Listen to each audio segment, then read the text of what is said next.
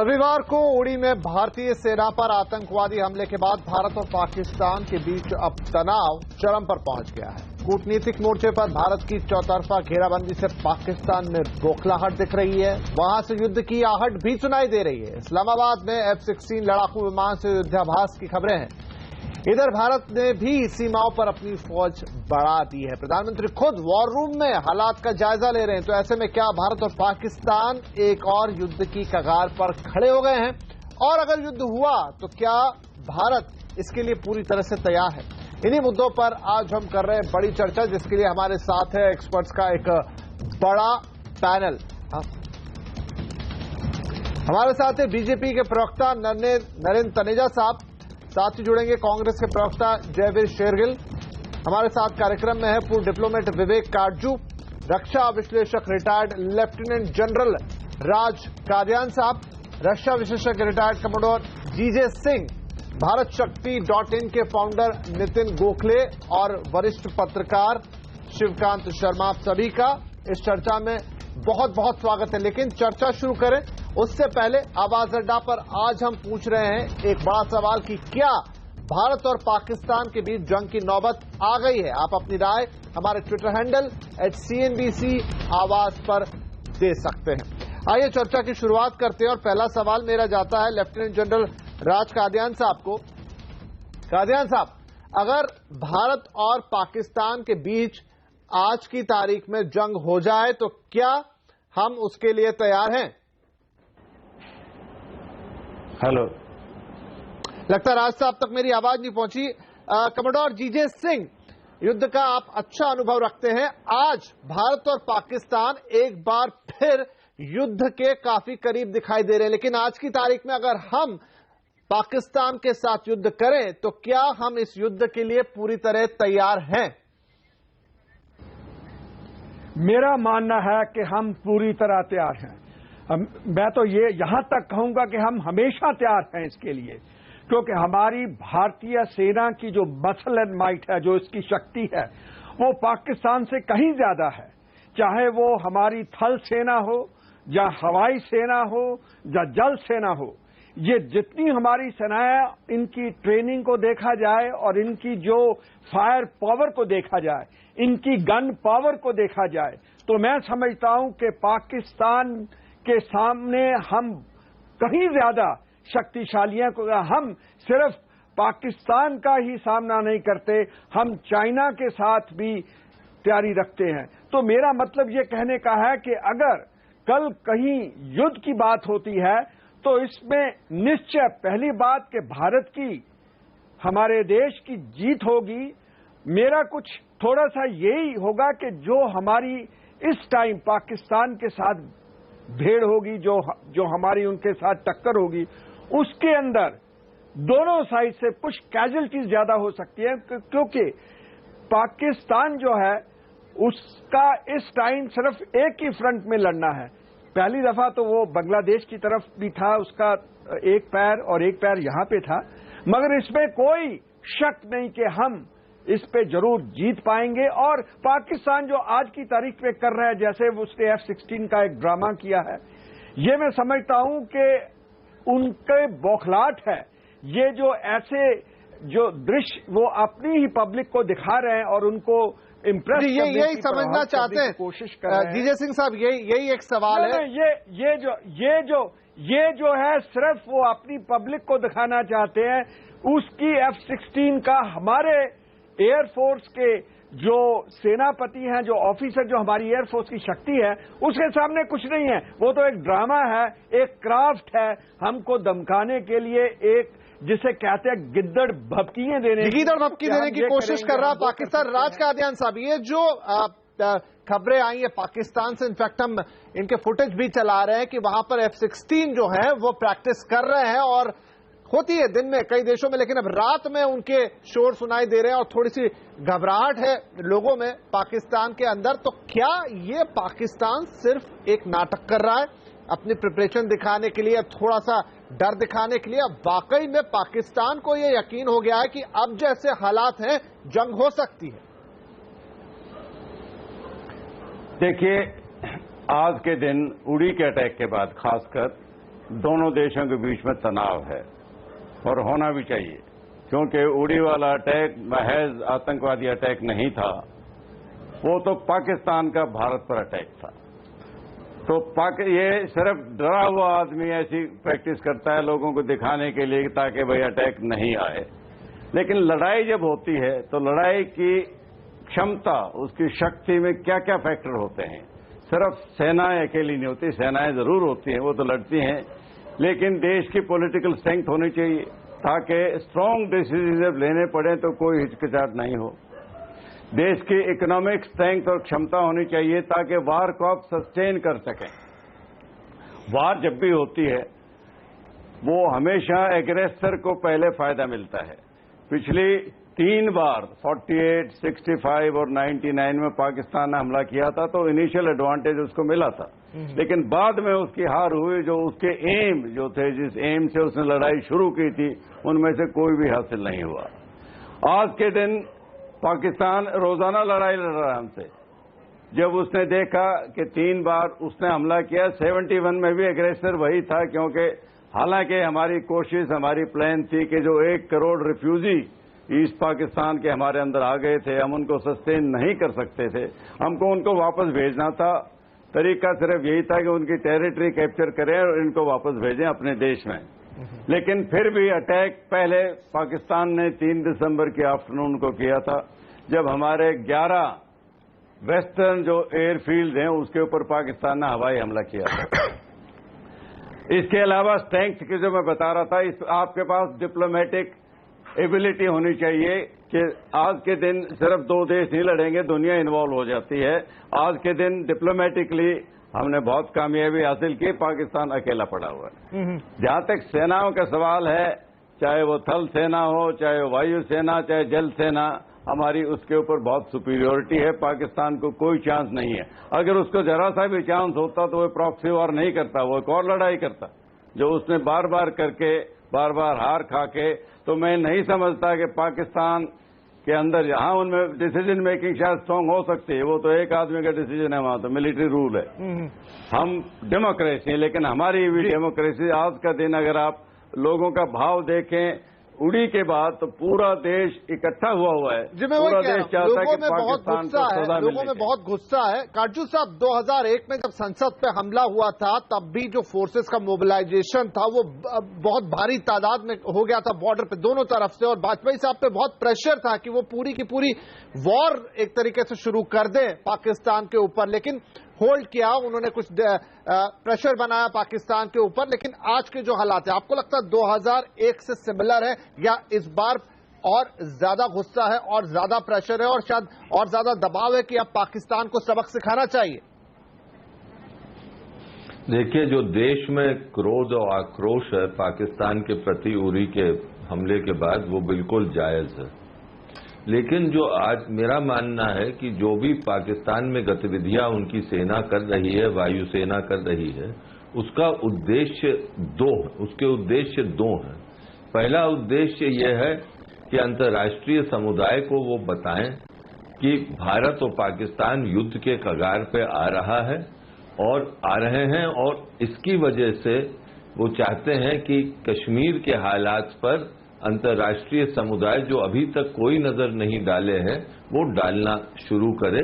मेरा तो ये तक मानना है कि उरी अटैक का भी यही उद्देश्य था। उसमें वो विफल हो रहे हैं, लेकिन इसमें भी वो विफल होंगे, लेकिन कोशिश उनकी जारी है। दूसरा उद्देश्य उनका है कि भारत के नेतृत्व को और खासतौर से मोदी जी को ये संकेत वो दें कि अगर उन पर युद्ध की नौबत आती है तो वो युद्ध के लिए तैयार है।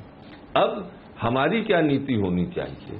हमारी नीति होनी है कि किस तरह पाकिस्तान से जो आतंकवाद आ रहा है उसको समाप्त करें।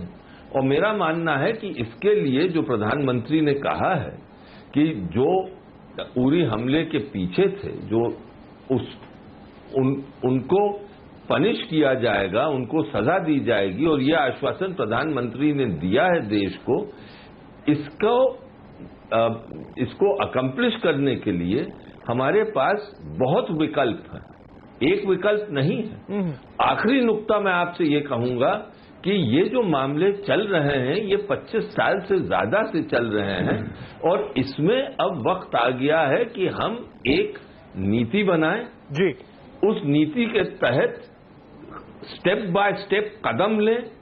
ये न इन मामलों में जैसे अभी हुआ है कोई नीजक रिएक्शन से हमें आगे नहीं बढ़ना है। आक्रोश है, सही है, हमें काम करना है जी, कि बिल्कुल। पाकिस्तान से आतंकवाद तनेजा साहब से हम ये उस पूछते हैं, उद्देश्य को बिल्कुल कई बिल्कुल तरीके से हम पा सकते हैं। जी काटजू साहब, कई विकल्प आपको रखने होंगे खुले, और नीजक रिएक्शन की आप बात कह रहे हैं, उससे बचना होगा। तनेजा साहब, जब प्रधानमंत्री कहते हैं कि जो कल्प्रिट्स हैं उनको उसकी सजा दी जाएगी, उड़ी हमले के जो हमलावर है उन्हें छोड़ा नहीं जाएगा। अब आतंकवादी हैं, आए कहां से है? पाकिस्तान से आए हैं, लगातार पनाह देता है, आतंकवादी भी मुजरिम है और पाकिस्तान भी दोषी है।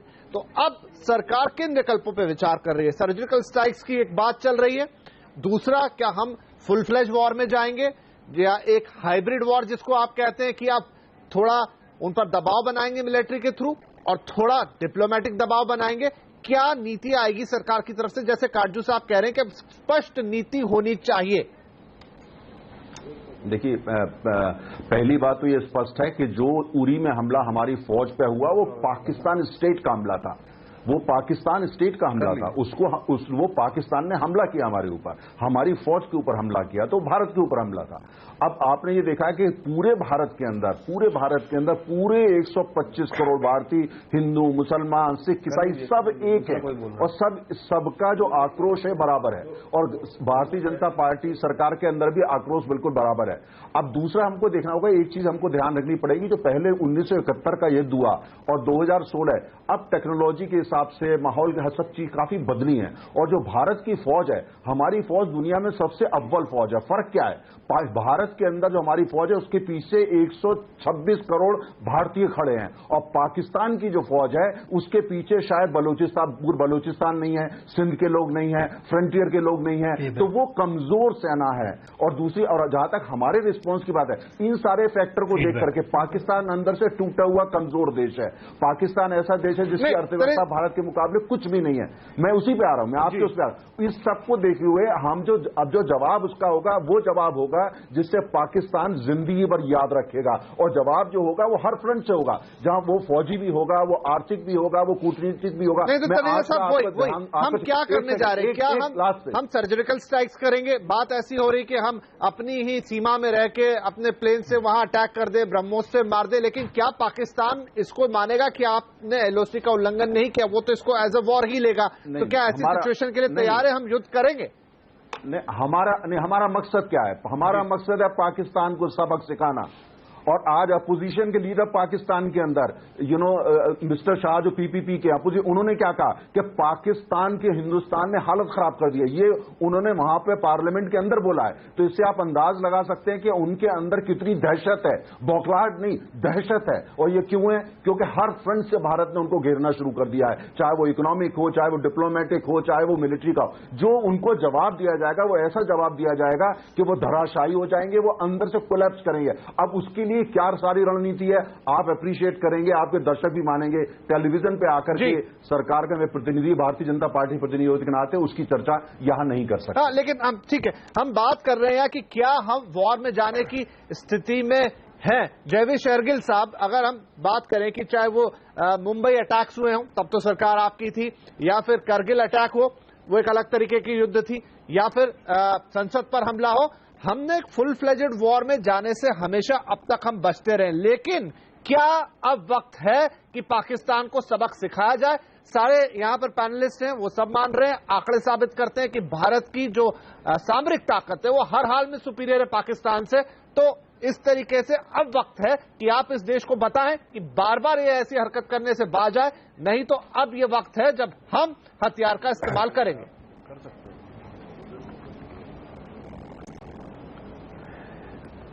देखिए, 3-4 पहलू हैं इस विषय के कि भारत और पाकिस्तान में लड़ाई लगनी चाहिए कि नहीं। सबसे पहले तो जैसा कि सब पैनलिस्ट बोल रहे हैं कि कोई शक नहीं है इस बात में कि हिंदुस्तान की सेनाएं हमेशा तैयार थी, है और रहेंगी पाकिस्तान से लड़ने के लिए।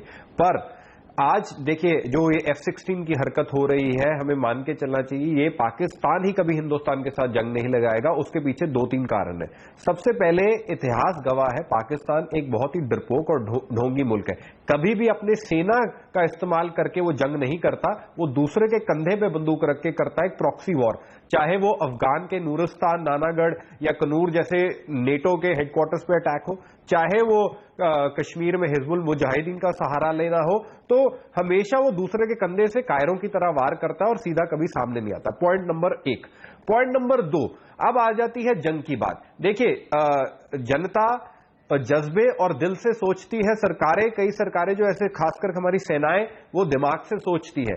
अब पूरे विश्व में मेरे ख्याल अंतर्राष्ट्रीय स्तर पे 15,230 न्यूक्लियर हेड हैं, जिसमें से 130 पाकिस्तान के पास है, 110 भारत के पास है। और भारत ने एक सेल्फ इंपोज NFU साइन किया है, नॉन फर्स्ट यूज।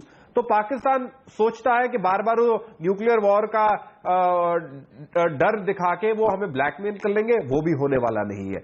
अब तीसरी बात जो भारत को ध्यान रखनी पड़ेगी, अगर कभी भी जंग की बात सोचते हैं, चीन, क्या चीन के चलते जिस तरह वो पाकिस्तान के नजदीक है, जिस तरह उनकी चाइना पाकिस्तान इकोनॉमिक कॉरिडोर बन रहा है, वन बेल्ट वन रोड जिसे कहते हैं, या ट्विन सिल्क रोड बन रही है जो यूरो एशिया लैंड से उनको जोड़ता है, कि किस तरह मलाका स्ट्रेट्स में वो यूएस को कमजोर करना चाहता है, क्या भारत की जंग केवल पाकिस्तान के साथ होगी या पाकिस्तान और चीन दोनों के साथ करनी पड़ेगी? क्या कोई भी ऐसा सख्त कदम उठाने से पहले चीन को पहले कॉन्फिडेंस में लेना पड़ेगा? ये एक बहुत अहम फैसला और पेचीदा मसला है जो भारत सरकार को सोचना पड़ेगा। अब जहां तक आ जाती है आगे जाके करना क्या है, थोड़ी आखिरी बात कहूंगा। देखिए पाकिस्तान थोड़ा भौखला गया है, उनको लगता है कि अब वो एक हमारी जंग है आतंकवाद के अड्डे को खत्म करना। वो लोगों का ध्यान भटकाना चाहते हैं इंडिया पाकिस्तान वॉर और कश्मीर पे, जैसा कि पैनलिस्ट पहले बोल रहे थे। हमारी ये अब कर्तव्य बनता है, हम जो हमारे जो बाहर के मुल्क के दोस्त हैं, अमेरिका, रूस, ब्रिटेन, उनको ये समझाना कि हम ये छल कपट में ना पड़े, हम इनकी ये जंग के ये जो पैंतरे शुरू कर रहे हैं उसमें ना पड़े। मसला कश्मीर नहीं, मसला है आतंकवाद, मसला है हकानी नेटवर्क को खत्म करना, मसला है सैयद को खत्म करना, अब्दुल रहमान माकी को खत्म करना, जिसपे वेंडी शर्मन और अमेरिका ने $10 मिलियन का दिया हुआ है। और इस जाल में ना आए और जो इकोनॉमिक जो कड़ी है, उनकी आर्थिक कड़ी है, उसको काट दिया जाए। केवल कागज पे निंदा करना या उसको टेरर स्टेट करना से काम नहीं चलेगा। आज भी चीन $800 मिलियन का जो राय आप दे रहे हैं, ये सारी स्ट्रेटेजीज, ये सारी बातें पिछले 25 साल से हो रही हैं कि उन्हें आर्थिक रूप से पीछे धकेल दीजिए, इंटरनेशनल कम्युनिटी में उन्हें पीछे धकेल दीजिए, उनको बायकॉट करवा दीजिए, लेकिन अभी भी समस्या का हल नहीं निकला। या तो ये माने कि समस्या इसी तरह, एक फर्क है जी, एक फर्क है, छोटी सी बात कहूंगा। बोलिए। एक फर्क है, छोटी सी बात कहूंगा, एक फर्क है। आप बिल्कुल सच कह रहे हैं कि 25 साल से हर पैंतरा अपनाया जा चुका है, पर पाकिस्तान अपनी हरकतों से बाज नहीं आ रहा। पर अब ISI जैसी खतरनाक आतंकवाद के अजगर ने हर एक मुल्क को निकलना शुरू कर दिया और डसना शुरू कर दिया है। आज फ्रांस हो, वहां जैसे अटैक होते हैं, अमेरिका हो या कोई भी मुल्क हो, वो जान गया है कि आतंकवाद अब ISI को सिर्फ NGO का दर्जा देना बाकी रह गया पाकिस्तान से। अगर पाकिस्तान को काबू नहीं किया, ये केवल हिंदुस्तान को खतरा नहीं पर पूरे जो हमारी समझा मैं आपकी बात, कुछ कहना चाहते हैं, तो हमें सबको मिलकर वहां अटैक करना है। जी विवेक काटजू। देखिए, सबसे बुनियादी बात यह है कि हमें पाकिस्तान का स्वभाव समझना है। पाकिस्तान कहता है भारत दुश्मन मुल्क है। हमारा राजनीतिक वर्ग अभी तक हिचकिचाता है ये कहने में कि पाकिस्तान शत्रु है और पाकिस्तान शत्रु रहेगा और हमें उसके खिलाफ जैसे शत्रु के साथ व्यवहार करना है वैसा करना है। जब तक हमारा राजनीतिक वर्ग और हमारा सामरिक वर्ग इस नतीजे पे नहीं पहुंचेगा, हम हमेशा कोशिश करते रहेंगे, जैसे हर प्रधानमंत्री ने की, जैसे मोदी जी ने की, लाल रेखाएं खींच के उनको धूमिल किया। जब अगर हम ये मान के चलें, जैसे वो कहते हैं कि भारत शत्रु है, अगर हम ये मान के चलें तो सब विकल्प आसान हो जाते हैं। लेकिन ये लालसा जो हमारे वहां है कि एक दिन पाकिस्तान बदल जाएगा, अरे 70 साल से बदला नहीं, अब क्या अचानक बदल जाएगा? उसकी फौज बदल जाएगी? जी सही ये मान के चलना है, और हमारे राजनीतिक वर्ग इसको मानने को तैयार ही नहीं है। शिवकांत शर्मा कैसे होगा? जी बिल्कुल, शिवकांत शर्मा मैं आता हूं आपके पास भी तनेजा साहब, लेकिन शिवकांत शर्मा, अगर आज हम जंग का रास्ता ही इख्तियार करते हैं तो जो इंटरनेशनल रिएक्शंस हैं, अभी जो कांग्रेस के प्रवक्ता भी बात कर रहे थे शेरगिल साहब की, आपको चाइना को भी देखना होगा। अमेरिका वैसे भारत का साथ देता है, लेकिन उसके पाकिस्तान से जो रिश्ते आज भी हैं, जो मदद उन्हें आज भी मिलती है, वो आपको ध्यान में रखना होगा। तो ऐसे में अगर हम भारत ही रास्ता इख्तियार करता है कि पाकिस्तान को सबक सिखाया जाए, हथियारों से सिखाया जाए, तो इंटरनेशनल लेवल पर किन दिक्कतों का सामना करना पड़ेगा, या कितना आसान या कठिन होगा? देखिए, आसान तो बिल्कुल नहीं होगा। अमेरिका हो या यूरोप हो या चीन का अभी आपने बात की, या रूस हो। अभी कुछ दिन पहले बात चल रही थी कि रूस ने जो एक सैनिक अभ्यास मिलजुल करके करना था वो कैंसिल कर दिया। वो बात गलत निकली। रूस के सैनिक तो पाकिस्तान पहुंच गए हैं। जी, फिर से अभ्यास कर रहे हैं। सही कहा। कुछ ही महीने पहले अमेरिका के साथ संयुक्त अभ्यास करके लौटे हैं। ब्रिटेन के साथ संयुक्त अभ्यास उन्होंने किया है। अभी उनके सेना अध्यक्ष शरीफ साहब ने एक भाषण में कहा, अपने सैनिकों को भाषण दे रहे थे, उनमें पूरी उन्होंने फहरिस्त गिनाई है कि तुर्की के साथ अभ्यास किया। तो ये सारे के सारे देश, जहां तक आतंकवाद की निंदा की बात है, आतंकवाद से सब परेशान है। पाकिस्तान इस वक्त बदनाम है, ये मान लिया, सभी आतंकवाद की निंदा करते हैं, लेकिन साथ में आपने ये नोट किया होगा कि वो कश्मीर पे और बाकी विषयों पे बातचीत करने की बात भी पीछे लगा देते हैं। चाहे वो अमेरिका के विदेश मंत्री हों, चाहे वो फ्रांस से अभी बात हुई संयुक्त राष्ट्र महासभा में, तो फ्रांस का भी यही बयान था। तो ये एक बात है, अगर भारत अपनी तरफ से हमला करता है, क्योंकि भारत में अभी तक, एक तो भारत की हैसियत बड़े की है, भारत ने अपनी छवि जो है ऐसी बना रखी है कि उसने आज तक इतिहास में कभी किसी पर चलाकर पहले हमला नहीं किया। तो पहले हमला करना, एक तरह की लक्ष्मण रेखा को लांघना भारत के लिए होगा, वो बड़ा मुश्किल होगा, और उसके बाद उसको जस्टिफाई करना, उसके लिए अंतर्राष्ट्रीय समर्थन जुटाना, हो सकता है बाद में अंतर्राष्ट्रीय समर्थन मिल जाए, लेकिन शुरू में बड़ी मुश्किल होगी। ये सारे के सारे देश आकर के कोशिश करेंगे कि रुक जाइए, बीच बचाव कर लीजिए, ये कर लीजिए, वो कर लीजिए। तो मुझे लगता है अभी भारत के लिए पहल करना मुश्किल होगा। भारत जो पहल कर सकता है, जैसे 2001 में की थी, इस वक्त पाकिस्तान की सबसे दुखती रग, जो सबसे कमजोर रग है, वो मेरे ख्याल से पाकिस्तान की अर्थव्यवस्था है। अगर आप युद्ध न करके सेना को सीमा पर तान दें, और हमारी नौसेना इतनी 7 गुना या 8 गुना शक्तिशाली है, अगर नौसैनिक ब्लॉकेड कर दें पाकिस्तान का, और दूसरी तरफ जो दूसरी चीजें आप कर रहे हैं, जो बल्तिस्तान और गिलगित में वहां किसी तरह से विद्रोह फैला दें, और बलूचिस्तान में विद्रोह फैला दें, जिससे चीन को डर लगने लगे, और बाद में चीन को भी आतंकवाद से डरना है, क्योंकि उनका जो शिनजियान प्रांत है उसमें वीगर आतंकवाद पनप सकता है, तो हो सकता है चीन भी पीछे हट जाए। तो इस तरह की कई स्ट्रेटजियों को लेकर के चलना पड़ेगा, और उससे अगर ये 6 महीने साल भर भारत को काफी बड़ा नुकसान होगा ये सब करने में, लेकिन भारत इस नुकसान को झेलने की स्थिति में है। राइट, तो आप कह रहे हैं फुल फ्लेजेड जंग में नहीं जा सकते, अंतर्राष्ट्रीय साथ नहीं मिलेगा। नितिन गोखले साहब, तो क्या दूसरा उपाय, क्या जिन सर्जिकल स्ट्राइक्स की हम बात कर रहे हैं, या जिस लिमिटेड वॉरफेयर की हम बात कर रहे हैं कि आप जाइए, अंदर घुसिए, और जो एलईटी है या जैशे मोहम्मद है, जाके उनको मार के आइए, या आप अपने कुछ विमान भेजिए जो वहां स्ट्राइक करके आए और इनके कैंप्स को उड़ाएं, इनके ट्रेनिंग कैंप्स को उड़ाएं, तो क्या हमें फिर इस लिमिटेड वॉरफेयर में जाना चाहिए? जी, मैं एक बात बताना चाहता हूं आपको। इसमें भारत के पास 2-3 विकल्प है। मैं युद्ध की बात एक 2 मिनट में करता हूं आपसे, पर पहले आपको ये बता दूं कि मैं इसलिए कह रहा हूं, देखिए बाकी तो विकल्प पे रोज ही हम बात कर रहे हैं, शायद पाकिस्तान के अलावा इस समय कार्यक्रम कुछ हो ही नहीं रहा, लेकिन हम बात कर रहे हैं आज की, अगर सामरिक रास्ता अपनाते हैं तो सामरिक रास्ते में वही तो बता रहा हूं आपको। आपको फुल फ्लेज वॉर करने की जरूरत है नहीं, आपको सिर्फ पीओके में एक्टिविटी करनी पड़ेगी, और वो कैसे की जाएगी उसके काफी विकल्प भारत के पास है, भारतीय सेना के पास है। अब इसमें पहली बात आपको ये बता दूं कि अगर भारत को फुल फ्लेज युद्ध में नहीं जाना है, अगर पूरी तरह से युद्ध नहीं करना है, तो 2 विकल्प है। एक है आपका जो सीज फायर 2003 से चला आ रहा है, नवंबर 2003 से, आप उसको खारिज कीजिए, और जिस पोस्ट से पाकिस्तान ऑक्युपाइड कश्मीर में जिस पोस्ट से फैसिलिटेट करते हैं, जिस पोस्ट में रहकर आतंकवादी भारत में घुसपैठ करते हैं, उस पोस्ट को नेस्ता नाबूद कीजिए। आप अपना motor fire, small arms fire, sniper fire लेके उस पोस्ट के ऊपर इतना ज्यादा हमला कीजिए, उस तरफ से भी जरूर जवाब आएगा, पर आप उसके लिए तैयार हो जाइए और वो करिए। उससे पाकिस्तान ये तरीका अपनाया जा चुका है। 2014 के नवंबर में आपको याद होगा, जब अर्निया सेक्टर में जम्मू के इलाके में ये बात हुई थी, जब वहां से फायरिंग हुई थी, तो इतना डिस्प्रोपोर्शनेट फायर भारत की तरफ से किया गया था कि पाकिस्तान ने अपना सफेद झंडा दिखाकर ये मांग की कि भाई अब फायरिंग बंद करें। एक वो तरीका अपनाइए। अगली बार जब घुसपैठ होती है, समझ लीजिए कल को घुसपैठ होने की कोशिश करते हैं और आपको पता है पिछले 3-4 दिन से घुसपैठ की कोशिश लगातार हो रही है, जैसे ही आप घुसपैठ की कोशिश देखते हो, आप वहां लोकल कमांडर्स को आप फ्रीडम दे चुके हैं कि भाई अगर कोई वहां से घुसपैठ करता है तो उन पोस्टों पर हमला कीजिए, उन पोस्टों पर फायरिंग कीजिए और उनको पनिश कीजिए, उनको एक शिक्षा दीजिए, आपको उनको एक सबक सिखाना होगा। वो एक तरीका हुआ।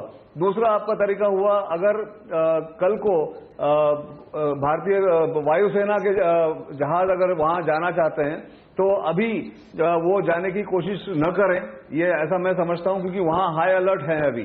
पर अपना टाइम, अपना वक्त चूज करके, या तो और 1 महीने बाद, 1.5 महीने बाद जब थोड़ा सा अलर्टनेस कम हो जाएगा, एक्सरसाइज वहां कम हो जाएंगे, आप अपना टाइम चूज कर सकते हो और वहां पे मिलिट्री इंस्टॉलेशन को नेस्तानाबूद कर सकते हो। रास्ता अपनाना पड़ेगा। जनरल जीजे सिंह साहब, अगर इस तरह के स्ट्राइक्स हम करते हैं, जो सवाल मैंने पहले भी पूछा, तो क्या पाकिस्तान इसका एक ज्यादा बड़ा जवाब देगा? वो इसे अपने ऊपर हमला मानेगा, अंतर्राष्ट्रीय बिरादरी में कहेगा कि भारत ने उस पर हमला किया और वो भी हमला करेगा, फिर परमाणु बम का डर दिखाएगा, या नहीं यही सही तरीका है? इसमें हो सकता है पाकिस्तान की तरफ से कुछ रिटेलिएशन आए, कुछ जवाब आए, लेकिन हमारा काम हो जाए। देखिए, आप ठीक कह रहे हैं, उसके लिए आप तैयार रहिए। बिल्कुल सही लाइन पे है, क्योंकि मैं जो कह रहा हूं कि मेरा भी यही मानना है कि अगर हम वहां पे एक सर्जिकल स्ट्राइक करते हैं, पहली बात मैं आपको बताना चाहता हूं कि सर्जिकल स्ट्राइक के अंदर जो होती है वो इंटेलिजेंस ड्रिवन होती है।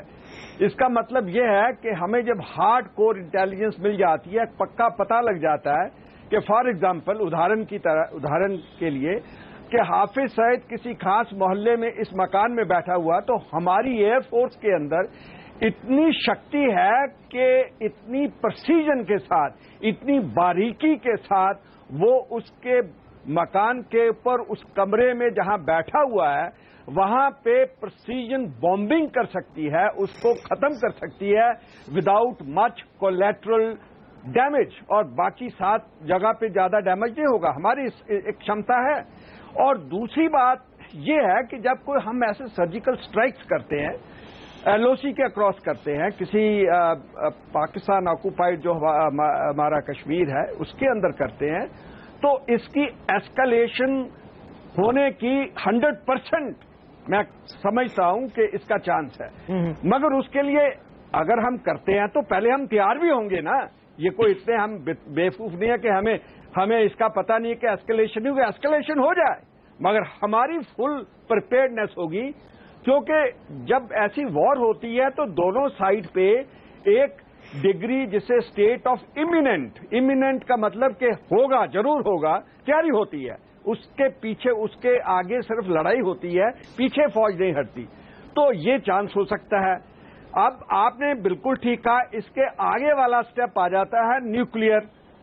वो न्यूक्लियर जो है उसके ऊपर पाकिस्तान को तो मैं कहता हूं कि बहुत समझदारी करनी पड़ेगी, क्योंकि पाकिस्तान को ये याद रखना चाहिए, और याद है उसे, कि अगर वो कोई ऐसी हरकत करता है, हमारे ऊपर कोई गजनी गौरी न्यूक्लियर मिसाइल मारने की कोशिश करता है, तो पहली बात यह है कि हमारे में क्षमता है कि हम उसको मिड एयर, हवा के अंदर ही ब्रश कर सकते हैं, उसको खत्म भस्म कर सकते हैं।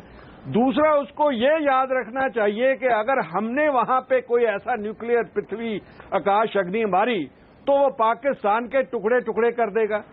अगर हमारे पे होता तो हमसे इतनी सहन शक्ति है, हमारा इतना बड़ा देश है कि हम उसको सहन कर लेंगे। अगर खुदा ना खास्ता कोई उसका एक आधा कोई टारगेट सक्सीड भी होता है तो कोई ऐसी बड़ी बात नहीं होगी, और साथ में हम फुली प्रिपेयर्ड होंगे।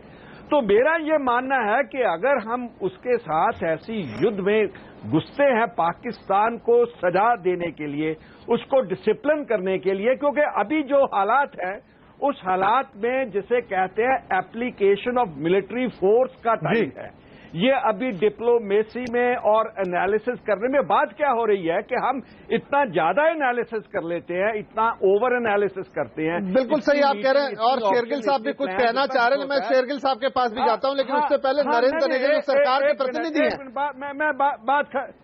मैं बात खत्म कर रहा हूं जी जी, कि ये जब हम इतना एनालिसिस कर सकते हैं तो एक जिसे कहते हैं उचित टाइम लाइन जो होती है जिसमें उसको सजा मिले, क्योंकि हम चाहते हैं कि पाकिस्तान के अंदर एक ऐसा पल्वेराइजिंग और इतना दुखदायक एक उसको चोट मारे हम कि उसको दोबारा कमर ऐसी तोड़ दें कि दोबारा उठना। जी बिल्कुल, यही तो एक सबक सिखाने की बहुत जरूरत है यहाँ पर। जनरल कादियान भी कुछ कहना चाह रहे हैं। मैं आ रहा हूँ, टाइम हो गया ये, मैं आ रहा हूँ तनेजा जी आपके पास भी, शेरगिल साहब आपके पास भी, लेकिन जनरल साहब की राय ले लें क्योंकि इसमें शायद कुछ अहम ऐड कर पाए। जनरल साहब। देखिए, जो भी एक्शन हम कंसीडर करते हैं उसका कोई उद्देश्य होना चाहिए। आज के दिन हमारी ये सारी चर्चा उड़ी अटैक के बाद है कि हम पाकिस्तान को इतना सबक सिखाएं कि वो ऐसी हरकत दोबारा ना करे। उसके लिए ना एलओसी पार करने की जरूरत है, ना हवाई जहाज को कहीं भेजने की जरूरत है। हमारे पास साधन है, हम अपने अटैक टेक्टिकल डेप्थ में रख सकते हैं और बॉर्डर के इस पार रह के आजकल म्यूनिशंस हैं, उसके कम्युनिकेशन सेंटर, उसकी पोस्ट, जैसे नितिन ने कहा, उसके हेडक्वार्टर, उनको टारगेट बना सकते हैं। वो भी करेगा ऐसा, लेकिन हमारी स्ट्रेंथ जो है वो आर्टिलरी फायरिंग में है। 2003 में नितिन ने सही कहा कि जब आर्टिलरी ड्यूल शुरू हो गए थे उसके पास इतना एम्यूनिशन की क्षमता नहीं है कि उसको लंबे अरसे तक चला सके, वो खुद मांगेगा। एक दो बातें और आई हैं बीच में। एक ये कहना है कि हमको जाके वो आतंकवादी जैसे मोहम्मद या एलईटी के हेडक्वार्टर को बर्बाद करना चाहिए, ये थ्योरी की बात है। इन लोगों का कोई हेडक्वार्टर नहीं होता, ये एल्यूसिव टारगेट है। जब से ये बादल मंडरा रहे हैं उड़ी के अटैक के बाद, पीओके वाले तो सारे भाग गए होंगे। आप जाके ये मान के कि ये कोई आतंकवादी हेडक्वार्टर उस पर डिस्ट्रॉय करें, वो फौरन उसके ऊपर या तो स्कूल का बोर्ड लगा देंगे या मस्जिद का लगा देंगे और आपको ट्रैप करने की कोशिश करें। भारत आके हमारी जी। तीसरी बात, चीन के बारे में बात आई है कि आज का युद्ध शायद चीन के खिलाफ भी करना पड़ेगा। अगर हम इतिहास को देखते हैं, कोई भी देश किसी दूसरे के लिए लड़ाई नहीं लड़ेगा, ना लड़ी है। 65 में चीन ने धमकियां दी, उन्होंने कहा ये आपका बंकर हमारे एरिया में, इसको आप निकालो। शास्त्री जी ने साफ कहा, लाल किला में मैं खुद मौजूद था रेड फोर्ट पर उस दिन, कि अगर चीनी भाई कहते हैं कि ये हमारा बंकर उनके इलाके में, तो क्यों नहीं उसको डिस्ट्रॉय कर देते। 71 में उन्होंने थ्रेट दिया, कुछ नहीं किया। 99 में देखिए लिमिटेड वॉर थी। तो ये चीन नहीं आएगा, अगर आया तो अपने हित में आएगा, उसको पता है अगर वो आए तो फिर और उसकी इम्प्लीकेशन है। चीन आज के दिन अपनी इकोनॉमिक प्रोग्रेस चाहता है, वो क्यों लड़ाई करेगा किसी पाकिस्तान के लिए। तो ये बातें जो हैं ये अभी थे। जो जहां तक न्यूक्लियर का ताल्लुक है, पाकिस्तान में आज तक किसी लीडर ने, चाहे वो मिलिट्री लीडर हो चाहे वो पॉलिटिकल, कोई भी इररिस्पॉन्सिबल एक्शन या इररेशनल एक्शन नहीं लिया है। लेकिन कैसे भरोसा कर ले जनरल साहब, भरोसा करना थोड़ा कठिन लगता है। आधा मिनट और मैं थोड़ा बोलना चाहता हूं यहाँ पे, बहुत कठिन है ये। हमारी पाकिस्तान जानता है हमारी nuclear policy no first use की है, लेकिन नो यूज की है, लेकिन नो फर्स्ट यूज की नो यूज की नहीं है। कि अगर हमारे ऊपर अटैक आया तो हमारे पास परमाणु शक्ति है किस लिए, अगर हम देश का बचाव नहीं करेंगे, और वही डर उसके लिए काफी है। इसीलिए वो बार बार वो बच्चों के खिलौने की तरह उसकी बात करता रहता है, उसके बारे में हमें फिक्र करने की जरूरत नहीं है। जी चलिए, शेरगिल साहब बहुत देर से कुछ कहना चाहते हैं। शेरगिल साहब, आप क्या राय रखते हैं? जो जनरल साहब कह रहे हैं कि नहीं मत डरिए, परमाणु शक्ति का वो डर दिखाता है, कोई डरने की जरूरत नहीं है, उनके पास ताकत है, हमारे पास उनसे ज्यादा ताकत है।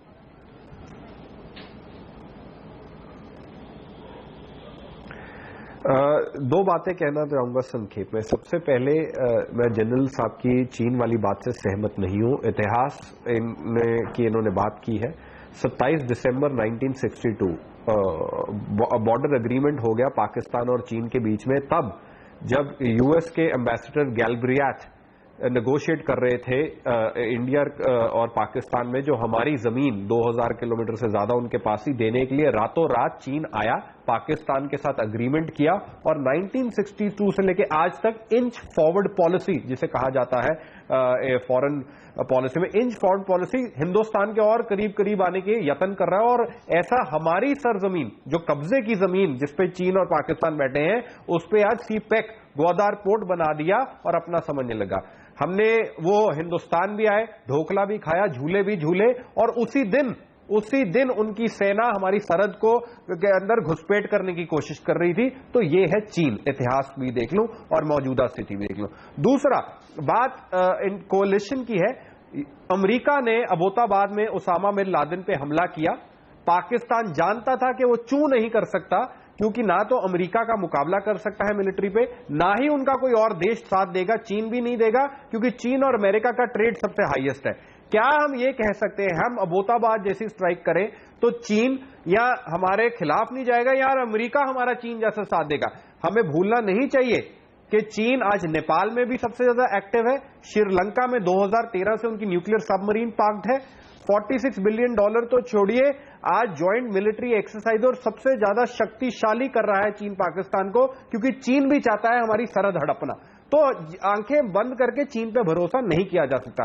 चीन अगर हमारी सबसे बड़ी ताकत है पाकिस्तान से लड़ना, तो हमारी सबसे बड़ी चलिए मुझे यहाँ पर ब्रेक लेना होगा। तो क्या पाकिस्तान से लड़ने के साथ साथ आपको चीन से भी लड़ाई लड़नी पड़ेगी? इसके दो पहलू हो सकते हैं। एक तो जो आपने सारी बातें कही, लेकिन दूसरा ये भी कि जिस तरह का इकोनॉमिक कॉरिडोर वो बना रहा है पाकिस्तान के साथ मिलकर, अगर उस कॉरिडोर पे आंच आती है तो क्या वो दबाव में आके भारत का भी पक्ष ले सकता है? ये दोनों बातें हो सकती हैं। तो पाकिस्तान के पक्ष में क्या चीन आएगा, इस पर चर्चा को बढ़ाएंगे छोटे से ब्रेक के बाद।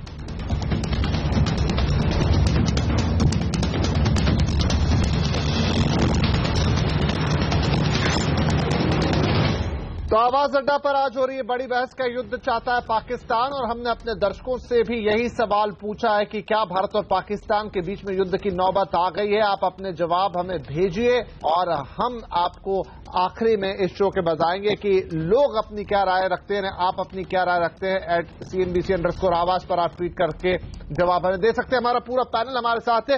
नरेंद्र तनेजा साहब, चीन की बात बहुत ज्यादा निकल कर आ रही है कि चीन का रोल क्या होगा इस युद्ध में? बड़ा ही अहम रोल क्या चीन प्ले करेगा? तो अगर हम चीन की तरफ देखें, जिस तरह के रिश्ते उसके पाकिस्तान के साथ हैं और बीते कुछ वक्त में जैसे उसके रिश्ते हमारे साथ रहे, क्या चीन को लेकर हमारे पास कोई एक्शन प्लान तैयार है अगर हम पाकिस्तान से हेड टू हेड भिड़ते हैं? देखिए, मैं सुन रहा था शेरगिल साहब को भी, जो कांग्रेस के यहाँ प्रवक्ता हैं, जो उन्होंने तमाम बातें करी, नेपाल सब क्या क्या जिक्र किया। मुझे थोड़ा सा आश्चर्य हो रहा है, क्योंकि मुझे लगता है कांग्रेस की अभी तक तो ये पॉलिसी नहीं थी चाइना को लेकर के। शायद आज शाम से कुछ परिवर्तन हुआ होगा, शाम को 5 बजे तक ये नहीं थी। अच्छा, और दूसरी बात यह है कि हमको ये भी याद रखना पड़ेगा, कांग्रेस के पूर्व विदेश मंत्री सलमान खुर्शीद साहब पाकिस्तान में जाके भारत के खिलाफ क्या क्या बोल के आए। मणिशंकर साहब पाकिस्तान में जाके प्रधानमंत्री के बारे में क्या क्या बोल के आए। सलमान खुर्शीद साहब खुद प्रधानमंत्री के बारे में क्या बोल के आए। तो मुझे ऐसा लगता है कि कांग्रेस जो है वो कंफ्यूज है, तो उस पर मैं ज्यादा तवज्जो ध्यान नहीं दूंगा। आपने आधे घंटे बाद मुझे समय दिया है, तो मुझे थोड़ा अब दीजिएगा। हमारा फोकस जो है पाकिस्तान पर ही रहना है। हमारा फोकस, हम मतलब समय से पहले और कुछ भी चीन को बीच में ड्रैग करें, मुझे लगता है कूटनीति के हिसाब से वो कोई अच्छी बात नहीं है। उनकी इकोनॉमिक कॉरिडोर जो वो बना रहे हैं वो भारत की टेरिटरी से होकर निकल रही है, क्योंकि गिलगिस्तान पाकिस्तान POK हमारी टेरिटरी है और बलूचिस्तान में जा रही है। बलूचिस्तान के लोग उसको नहीं चाहते, वहां पे तमाम उसके खिलाफ विरोध हो रहा है। हमको उन चीजों पर फोकस करना है कि पाकिस्तान के अंदर जो मिलिट्री है, पाकिस्तान को मिलिट्री चलाता है, मिलिट्री है जिसके पास एक मुल्क है, उसको क्या क्या चीजें कमजोर करती हैं। बलूचिस्तान कमजोर करता है, सिंध कमजोर करता है, पठान पश्तून कमजोर करते हैं। हमें उन चीजों पर जोर देना है। साथ में एक चीज हमको गौर करना पड़ेगा, पाकिस्तान की अर्थव्यवस्था मात्र $230 बिलियन की अर्थव्यवस्था है और भारत की अर्थव्यवस्था $2.3 ट्रिलियन की है। 20 साल में हम $13 ट्रिलियन की अर्थव्यवस्था बनने वाले हैं। मैं इसलिए ये बात दिला रहा हूं कि कोई भी देश अगर युद्ध लड़ना चाहता है और भारत जैसे देश से टक्कर लेना चाहता है तो उसकी इकोनॉमी कैसी है, क्या वो सस्टेन कर सकता है, उसको हमें एनालाइज करना पड़ेगा। मेरे एक साथी ने, एक वो पैनलिस्ट ने कहा कि हम एनालाइज बहुत ज्यादा करते हैं। देखिए, आप उठा करके देखिए, कोई भी देश, भारत जैसा मैच्योर कंट्री, और ये सब चीजों को एनालाइज तो करना होगा। हमारे डिप्लोमेट्स, हमारी पॉलिटिकल लीडरशिप, हमारी फौजें, हमारी इंटेलिजेंस, हम सबको सब एनालाइज हो रहे हैं। और आपने खुद ये तस्वीर जिक्र किया कि भाई प्रधानमंत्री स्वयं वॉर रूम में जा रहे हैं, किस लिए जा रहे हैं, एनालाइज किया जा रहा है, हर उस पर एनालाइज किया जा रहा है। और पाकिस्तान आज जो है वो बौखलाया नहीं है, दहशत में है। इसलिए दहशत है, पाकिस्तान भी जानता है हिंदुस्तान की क्या ताकत है, और हिंदुस्तान वो मुल्क है जिसके पीछे 100 सरकार और फौज के पीछे 126 करोड़ भारतीय खड़ा है। खाली फौज ही नहीं है, हर भारतीय आज फौजी है, हर भारतीय लड़ने को तैयार है, हर भारतीय पाकिस्तान को मुंह तोड़ नहीं शरीर तोड़ जवाब देने को तैयार है। ऐसे मुल्क को, इसलिए हमको जो है पूरी रणनीति बना करके समय पर, जैसे प्रधानमंत्री ने भी कहा, कैसे जवाब देंगे, क्या देंगे, हमारे उसको जो है हमारे प्रोफेशनल तरीके से हमारे उस पर फैसले हो रहे हैं। एक बात मैं सिर्फ कहना चाहता हूं, वो ये कि जब तक आवश्यकता ना हो और देशों को उस बहस में ना ड्रैग करें। पाकिस्तान ने हमारे ऊपर हमला बोला है और पाकिस्तान को हमने जवाब देना, और ऐसा जवाब देना है कि उनका मुंह ही नहीं तोड़ना है, उनके पूरे शरीर को तोड़ना है। और बाकी चीजें हैं उसमें सारी, चाहे वो कोई भी राजनीतिक दल हो, हमको सब राजनीतिक दलों को ये भारत का मसला है। और 1971 याद रखना होगा, जब इंदिरा गांधी जी ने उस समय आह्वान किया था, हमारे उस समय के नेता भारतीय जनता पार्टी या जनसंघ, उन्होंने साफ कहा था कि आपकी लीडरशिप है और जो भी आप कहेंगे वो पूरा देश खड़ा हो गया था। कांग्रेस वालों को ये याद रखना चाहिए। कांग्रेस इससे पहले के और कहीं जाके भाषण दे, सलमान खुर्शीद जैसे लोग, मणिशंकर, इसीलिए शेरगिल साहब कुछ कहना भी चाह रहे हैं। शेरगिल साहब, भारत के खिलाफ बुराई करते हैं, उसको रोकना पड़ेगा।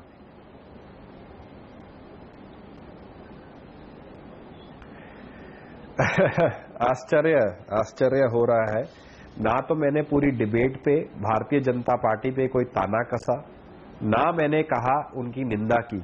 कहने को मैं बहुत कुछ कह सकता था कि कैसे चुनाव से पहले चुनावी मंच पर चढ़ के कहा जाता था कि हमें सत्ता में लाइए और ये दे पाकिस्तान आपकी तरफ नजर नहीं उठाएगा। कहा जाता था आए एक बार हमारे देश में, हम लाहौर तक पहुंच जाएंगे। लाहौर तो दूर की बात, ISI पठानकोट आ गई, पहली बात।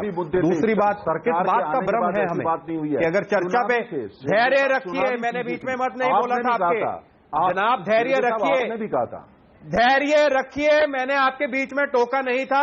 डिबेट को सिविल रखिए, धैर्य रखिए तनेजा जी, आपकी बारी आएगी, मैंने टोका नहीं था। दूसरी बात, किस बात का भ्रम है कि डिबेट में अगर ये बोल देंगे पाकिस्तान पे फोकस रखेंगे तो चाइना आंखें मींच लेगा कि हम आंखें मींच लेंगे? क्या हम कोई कबूतर हैं या ऑस्ट्रिच हैं कि एक जंग में चले जाएं ये सोच के हमारा फोकस पाकिस्तान है, चाइना कोई दूध पीता बच्चा, ये ले बेटे टॉफी खा, तू चुप करके बैठा रहेगा। ये पेचीदे मामले हैं, ये चुनावी मंच नहीं है। अगर आप कोई भी हमला लेंगे, आपको देखना पड़ेगा आपके पड़ोसी मुल्क, वो मुल्क जिनका पाकिस्तान के साथ रिश्ता है, वो किस तो चलिए मेरे पास अब क्योंकि समय थोड़ा कम बचा है, समय थोड़ा मेरे पास कम है। विवेक काटजू साहब, आपके पास आना चाहता हूँ कि जो चीन की बात हो रही है, जी नरेंद्र जी और शेरगिल साहब दोनों, मैंने आप दोनों की बात सुनी। विवेक काटजू साहब, अगर चीन की बात करें, बार बार चीन का मुद्दा उठ रहा है, ये राष्ट्रवाद, ढोंगी राष्ट्रवाद। एक मिनट तनेजा साहब, शेरगिल साहब एक मिनट, क्योंकि जिस मुद्दे पे बात कर रहे हैं उसे पूरा कर ले, समय कम है आज के लिए। काटजू साहब, अगर चीन बीच में आता है, या चीन, आज 65 की हम बात कर रहे थे कि जब चीन का एक अलग माहौल था, लेकिन अब जिस तरीके से पूरी दुनिया में इकोनॉमी बदली है, भारत और चीन के बीच भी भले ही थोड़ी खटास हो, लेकिन बहुत बड़े व्यापारिक रिश्ते हैं, तो क्या चीन उन सबको ताक पर रखने की सोचेगा, या इतना वो कर सकता है और जाके पाकिस्तान का साथ देगा? देखिए, मेरा मानना है पहली बात कि चीन और पाकिस्तान के रिश्ते अब ज्यादा घनिष्ठ हो रहे हैं, उनमें एक पॉजिटिव कंटेंट आ रहा है, जो कि एक उदाहरण उसका CPEC है। दूसरी बात, मेरा ये भी मानना है कि ये बिल्कुल ठीक है, जैसे शेरगिल ने कहा कि अगर हम किसी भी देश के साथ हमारे रिश्ते बिगड़ते हैं तो फिर हमें और देशों का भी व्यवहार के बारे में सोचना पड़ता है। तीसरी बात, मेरा ये मानना है कि अगर मामला और पाकिस्तान के साथ बिगड़ता जाए तो अगर इतिहास ये सिखाता है कि चीन युद्ध के मैदान में हमारे खिलाफ पाकिस्तान का साथ नहीं देता है। 65 में भी यही हुआ, 71 में भी यही हुआ, और मेरा ये मानना है कि आगे भी चीन धमकी दे और चीजें करे, लेकिन युद्ध के मैदान में हमारे खिलाफ नहीं उतरेगा। आखिरी बात, जब ऐसे नाजुक सामरिक स्थिति आती है देश के सामने जैसे आज है, तो मेरी बड़ी विनम्र प्रार्थना है अपने राजनीतिक वर्ग के से कि इस वक्त तो भाई जरा यूनिटी दिखाओ, आपस में खींचातानी मत करो। ये जो आप कर रहे हैं आज टेलीविजन पर, कृपा करके इसको बंद करें। ये बहुत ही गंभीर मामले हैं देश के, और हमें आपसे उपेक्षा है कि आप गंभीरता से इन विषयों को लेंगे, राजनीति को अलग रखेंगे आज के दिन। जी चलिए शिवकांत शर्मा साहब, चूंकि अब बहस के बहुत अंतिम दौर में आ गए और वाकई बड़ी गंभीर बात है, अगर दो देशों के बीच युद्ध होता है तो दोनों का नुकसान होगा, शायद खोने के लिए भारत के हिस्से में ज्यादा है। तो भारत में आज जैसी अर्थव्यवस्था है, भारत में इस समय जैसा माहौल, पाकिस्तान तो एक तरीके से बर्बाद देश है। क्या हम युद्ध में उतरकर अपना नुकसान तो नहीं करेंगे? नहीं, बिल्कुल नहीं। मुझे नहीं लगता कि हम युद्ध में उतरेंगे, कम से कम पहल तो नहीं करेंगे। अगर पाकिस्तान की तरफ से गलती से पहल होती है तो उसका जवाब हम जरूर देंगे। मुझे लगता है हमारे लिए सबसे बढ़िया रास्ता ये होगा कि पाकिस्तान पर अमेरिका के और यूरोप के आर्थिक प्रतिबंध लगवाएं, आर्थिक नाकेबंदी करवाएं। और यहां समस्या चीन की है। चीन सामरिक रूप से लड़ाई में शायद पाकिस्तान का साथ न दे, लेकिन कूटनीति में अगर हम अलग थलग कराने की पाकिस्तान को कोशिश करेंगे, मिसाल के तौर पर अगर उस पर आर्थिक प्रतिबंध लगाने की कोशिश करेंगे, जो कि अमेरिकी कांग्रेस में एक दो बार प्रस्ताव इस पर उठा है और यूरोप भी शायद आर्थिक प्रतिबंध लगाने के लिए तैयार हो, तो चीन वहां टांग अड़ा सकता है। और हमें यह देखना होगा कि वहां हम चीन को कैसे मनाएंगे। रूस शायद हमारे लिए तैयार हो जाए, तो हमारे लिए सबसे अच्छा विकल्प ये होगा कि कूटनीतिक रूप से अलग थलग। साहब, क्या भारत को, जो हम बात कर रहे हैं, क्योंकि आज पूरी बात इसी पे हो रही है कि सामरिक रास्ता क्या हो सकता है, क्या यही एक तरीका है जब हम थोड़ा सा उसे दबाएं? क्योंकि पिछले और तरीकों से तो हम लगातार काम कर रहे हैं लेकिन बात बन नहीं रही। क्या सामरिक तरीका हो सकता है जिसमें हमारा भी नुकसान ना हो और बात भी बने? देखिए, मेरा मानना यह है कि अगर हम पाकिस्तान के साथ युद्ध में उतर भी जाते हैं, अगर वो पहल करता है, तो इसका कुछ नहीं कोई दूसरे देश करने वाले, क्योंकि कभी डर आता है कि चाइना आ जाएगा, या अमेरिका उनके साथ देगा, या हम उनका साथ करेंगे, या ये होगा या वो होगा। ये सब कल्पनाएं हैं।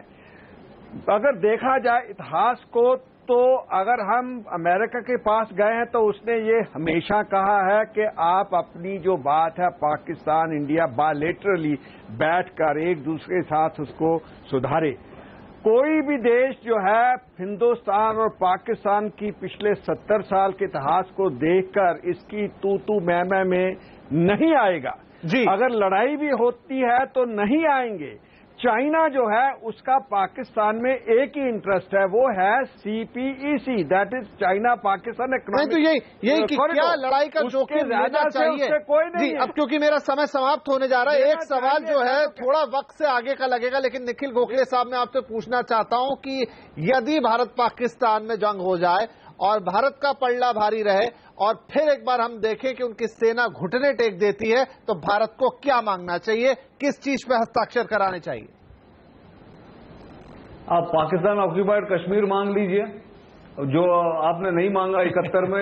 93,000 जब बंदी थे आपके पास, आपने उसको नहीं मांगा, या फिर और अच्छे बेटर टर्म्स कर सकते हैं, पर ये बहुत दूर की बात है। मैं नहीं समझता पूरी तरह से फुल फ्लेज वॉर होने जा रहा है, पर जो भी भारत कदम लेगा वो ऐसा कदम होना चाहिए जो पाकिस्तान को सबक सिखाए, और ये ऐसा सबक सिखाए कि पाकिस्तान फिर आतंकवाद को जो बढ़ावा देता है, आतंकवादी जो भेजता है जम्मू कश्मीर में, उसको कम से कम ना भेजें या उसको भेजना कम करें। ये एक सबक भारत को सिखाना पड़ेगा। चलिए, चूंकि अब समय समाप्त हो रहा है, तो मैं इस पूरी चर्चा का ये माफी चाहूंगा तनेजा जी, समय पूरी तरह से समाप्त हो चुका है, लेकिन शायद इस पूरी चर्चा का हम यही सार निकाल सकते हैं कि वक्त है कि हम पाकिस्तान को सबक सिखाएं। अब ये हो सकता है कि हमारी ताकत ज्यादा है, उस ताकत का भी इस्तेमाल करें। इस बीच आप लोगों का पोल भी आ गया और 62% लोगों का मानना है कि नौबत लग रही है कि भारत पाकिस्तान लड़ लेंगे, हालांकि 38% मांगते हैं कि शायद दूसरा रास्ता भी निकल आए और जंग की नौबत ना आए। लेकिन जो भी हो, एक सबक सिखाने का वक्त पाकिस्तान को है। अगर ताकत से सिखाना पड़े तो वो कोशिश की जाएगी, और कूटनीतिक कोशिश तो हम लगातार कर रहे हैं। तो शायद जिसे हम कहते हैं कि यहां पर एक हाइब्रिड वॉरफेयर के साथ हम आगे बढ़ेंगे, जहां पर हम पाकिस्तान को अंतर्राष्ट्रीय स्तर पर तो घेरेंगे, दूसरी तरह से तो घेरेंगे, लेकिन एक मसल पावर दिखाकर पाकिस्तान को यह भी बता दिया जा सकता है कि आप अपनी हद में रहें तो बेहतर है और अपनी जमीन से आतंकवादी गतिविधियों को बंद करें, नहीं तो भारत आपकी हस्ती को मिटाने का भी दम रखता है। आज की चर्चा में आप सभी लोगों को शामिल होने के लिए बहुत शुक्रिया। नमस्कार।